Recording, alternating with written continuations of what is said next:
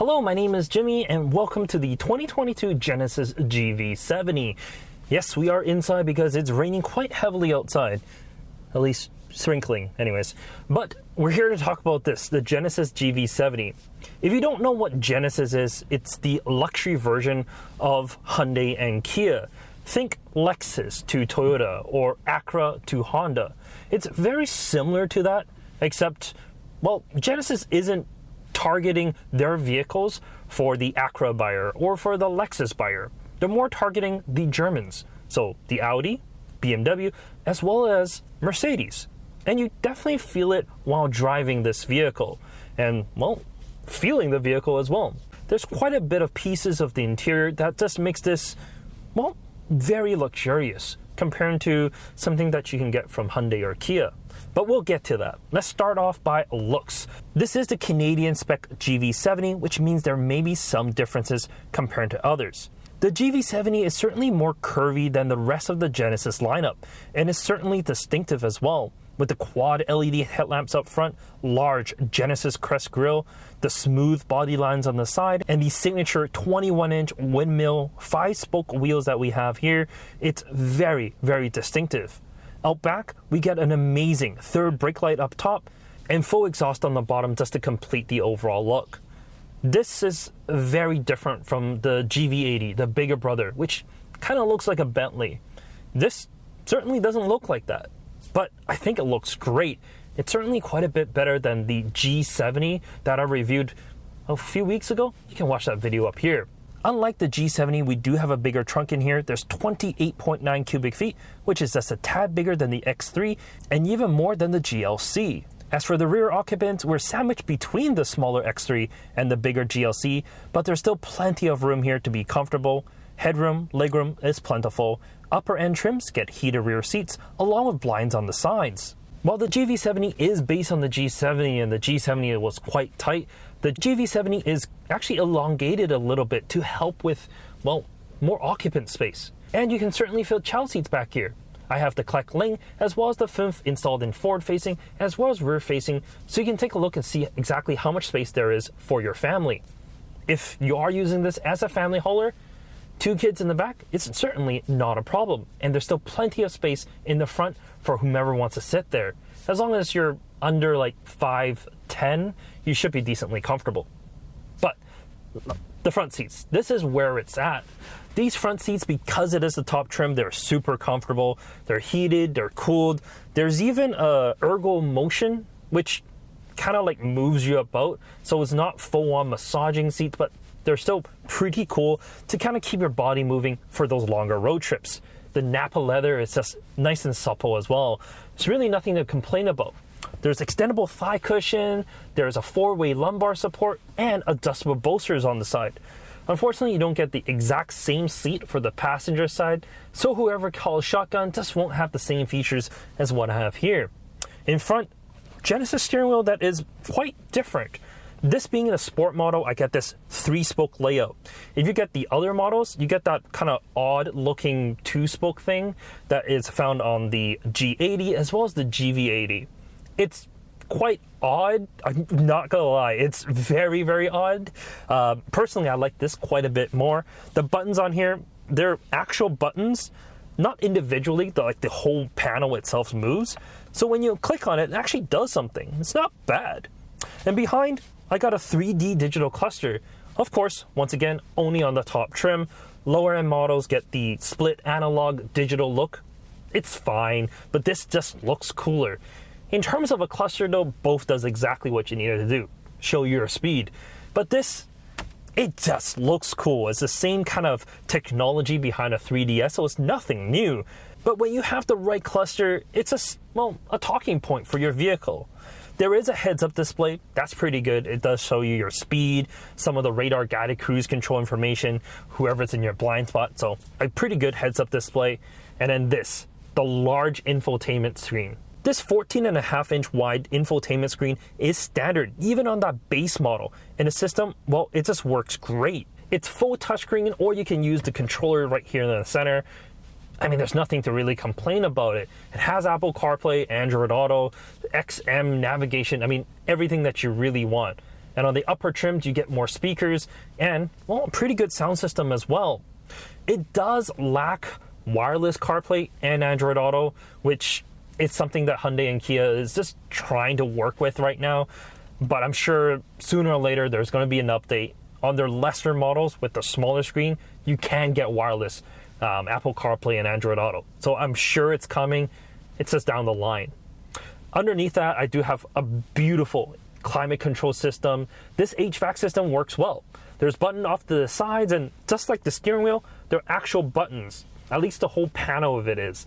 So you can press on it, but there is a screen in the center to show you how your climate is doing, and also is where you can adjust your heated seats, ventilated seats, along with the heated steering wheel. I don't really have any problems with that, and I love the dedicated row of media buttons below. It all works well. Overall, the cabinet's really, really nice. There's quite a bit of an oval shaped pattern on here.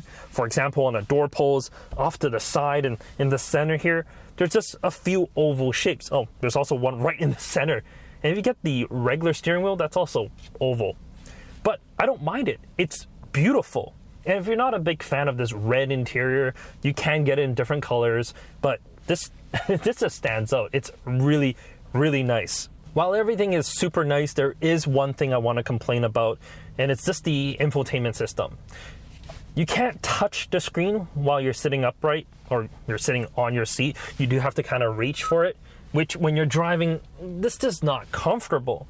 So most likely you'll be using this controller that's down here. This rotary controller is right next to the shifter. So if you're moving along, you can sometimes mistake which controller is which. And for example, I want to swipe left. Well, I just put the car in neutral. So yeah, it is something to worry about, but muscle memory should kick in after a little bit, so it shouldn't be that big of a problem, but it is definitely something to consider if you're purchasing one of these vehicles. In any case, before we go for a drive, let's talk about the engine. You get two options. The base is a 2.5 liter 4-cylinder. It makes 300 horsepower and 311 pound-feet of torque, made it to an 8-speed automatic and all-wheel drive. That's right, all-wheel drive is standard for the GV70. You don't have to pay extra for that. But this is the Canadian spec sport model, which means it comes with a 3.5 liter twin-turbo V6. It makes 375 horsepower and 391 pound-feet of torque. All of that power goes through an 8-speed and all 4 wheels.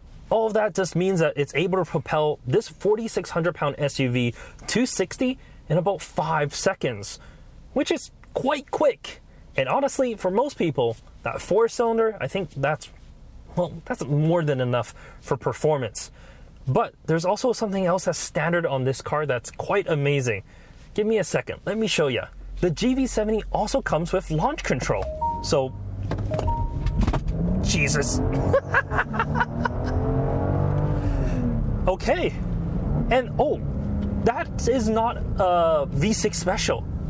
If you get the 4-cylinder, you also get launch control.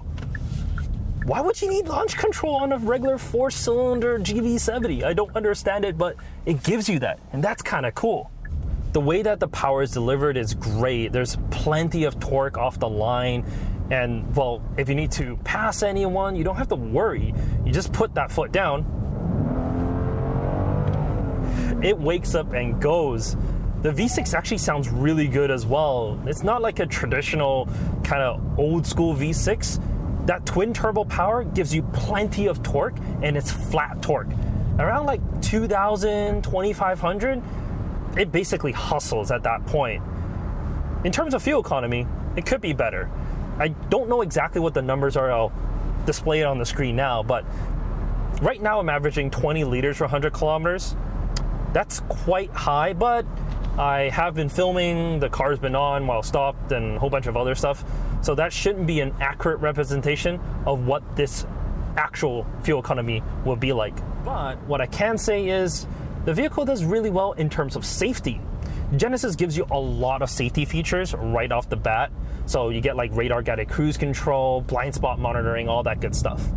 On top end trims like this one, you get 360 camera, which I do like because it also enables the little cameras off to the sides. So when you signal, you get a view of who's behind you in your blind spot. It's so much more useful than a light and a beep that sometimes you get with other blind spot monitoring. I mean, there's nothing wrong with it, but this, you can see, it just gives you more information. And the more information you get that helps, sometimes it can't help, sometimes it's just distracting, but this actually helps you while driving, and I do appreciate that. Something I really like about the vehicle is just the poise of it. The suspension changes. Well, on this upper end trim, it does have dynamic dampers, so depending on the drive mode you're on, it can differ. On comfort, it's just quite comfortable in here. The suspension just soaks up all the bumps. You don't have to worry, you don't have to think about anything. It's great. And the steering feel is good for, well, a vehicle like this. The all-wheel drive system, it actually sends more power to the rear than the front, which means if you have it on Sport Plus, it actually turns off traction control, leaves stability control on, but you're still able to do a little bit more dumb things with it, if you catch what I'm trying to say. But it does help you, once it feels like, hey, you're a little out of control, it does step in and says, calm down. It's an SUV, it's not a sports car, don't do that. Overall, the GV70 is an amazing vehicle for the brand. The GV80 really hit that spot when it comes to that larger 2 or 3 row SUV, but this GV70 is hitting that Q5, X3, and GLC market, and it's certainly the one to go for. The best thing, like all Genesis, it's priced below the competition. A base GV70 comes in at 49,000 Canadian dollars or 41,000 US dollars. In Canada here, we have 6 different trims, leaving the sport trim exclusively with the V6, and that tops up at 75,000 Canadian dollars, like the model we have here. But in the US, you can get the 4-cylinder with the sport trim, which in my opinion is really that sweet spot if you're looking at their entire lineup. In any case, I love this vehicle. Oh, I also love the Smart Park feature.